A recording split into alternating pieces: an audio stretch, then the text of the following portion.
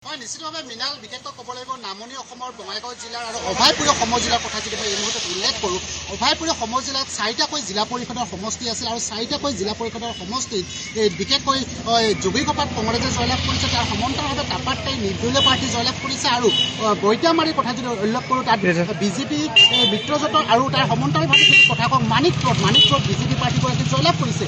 মৃণাল এই মুহূৰ্তত এটা কথা উল্লেখ কৰিব লাগিব যে নামনি অসমত কিন্তু সংখ্যালঘু ভোটাৰ যথেষ্ট আৰু যিহেতু ছিজনগ্ৰাম নতুনকৈ সমষ্টি গঠিত হৈছে, এই ছিজনগ্ৰাম সমষ্টিত বিশেষকৈ যদি আমি কংগ্ৰেছৰ কথা উল্লেখ এই মুহূৰ্তত কৰোঁ যে কংগ্ৰেছৰ দুটাকৈ ব্লক আছিল, বৈতামাৰী ব্লক আৰু টাপাতটাই ব্লক। তাত দুগৰাকীকৈ ব্লক কংগ্ৰেছৰ সভাপতিয়ে কিন্তু পদত্যাগ কৰিবলগীয়া হৈছিল নিৰ্বাচনৰ প্ৰাকক্ষণত আৰু পদত্যাগ কৰি বিশেষকৈ ইতিমধ্যে প্ৰতিনিধি দৰ্শকসকলে আগতে অৱগত হৈছে। বিশেষকৈ অভয়পুৰী উত্তৰ সমষ্টিৰ যিগৰাকী বিধায়ক আছিল আব্দুল বাটেন খণ্ডকাৰৰ যি টকাৰ লেনদেনৰ কথা উল্লেখ কৰিছিল, টিকেটৰ নামত টকাৰ লেনদেন উল্লেখ কৰিছিল, তাৰপিছত কিন্তু টাপাতটাই ব্লক কংগ্ৰেছৰ যিগৰাকী বৰ্তমান নিৰ্দলীয় প্ৰাৰ্থী হিচাপে জয়লাভ কৰিছিল কেৰামত আলী, তেওঁ কিন্তু কংগ্ৰেছৰ প্ৰবল দাবীদাৰ আছিল আৰু তেওঁ ব্লক কংগ্ৰেছৰ সভাপতি আছিল আৰু 35টাকৈ বছৰ কিন্তু কংগ্ৰেছৰ সেৱা আগবঢ়াইছিল। তাৰপিছতো কিন্তু টিকেটৰ পৰা বঞ্চিত হ'ব লগা হৈছিল একমাত্ৰ আব্দুল বাটেন খণ্ডকাৰ বিধায়কৰ পৰা। তেওঁ প্ৰায় 13 লাখ টকা কৰি বিচাৰিছিল। যি সময়ত এটা কথা উল্লেখ কৰিব লাগিব, ইতিমধ্যে আমাৰ আলোচনাটো সেই স্থান পাইছে যে বিশেষকৈ কংগ্ৰেছৰ অৱস্থাত তথ্যবচ অৱস্থাত কিন্তু কংগ্ৰেছৰ এই ধৰণৰ সাংগঠনিক দিশটো যথেষ্ট দুৰ্বল হোৱা দেখিবলৈ পোৱা গৈছিল। সেই দুৰ্বল হোৱাৰ হেতুকে কিন্তু আনপিনে কিন্তু টিকেটৰ নামত যিটো লেনদেনৰ কথা উল্লেখ কৰা হৈছে, সেই লেনদেনত কিন্তু কংগ্ৰেছ সম্পূৰ্ণভাৱে বিধ্বস্ত হৈ পৰিছে।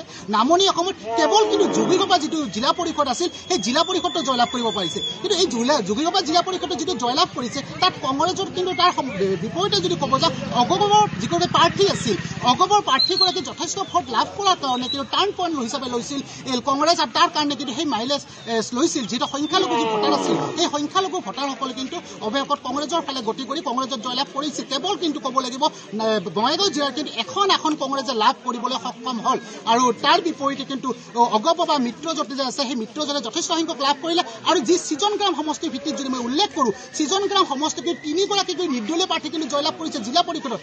একমাত্ৰ কিন্তু কংগ্ৰেছৰ টিকেট প্ৰদানৰ যি খেলিমেলি, সেই খেলিমেলিৰ কাৰণে কিন্তু এই ঘটনাটো সংঘটিত হ'ব বুলি পালে।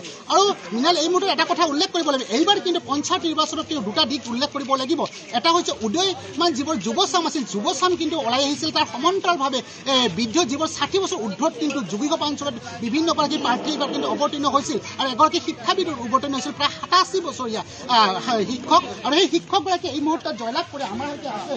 আমি পোনে সেই শিক্ষকগৰাকীৰ সৈতে কিছু কথা পাতিব চেষ্টা কৰিম। আপোনাক প্ৰথমতে শুভেচ্ছা জ্ঞাপন কৰিছোঁ।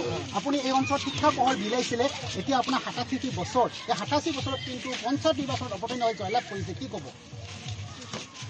নমস্কাৰ।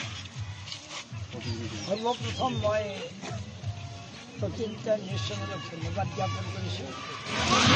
এইবেলি আমাৰ কচুদলা নতুনকৈ এখন গাঁও পঞ্চায়ত গঠিত হ'ল আৰু আমাৰ এই গাঁও পঞ্চায়তৰ অধীনস্থ যিসকল বয়সীয়াল ব্যক্তি বা মুৰব্বীৰ ব্যক্তি বা নেতা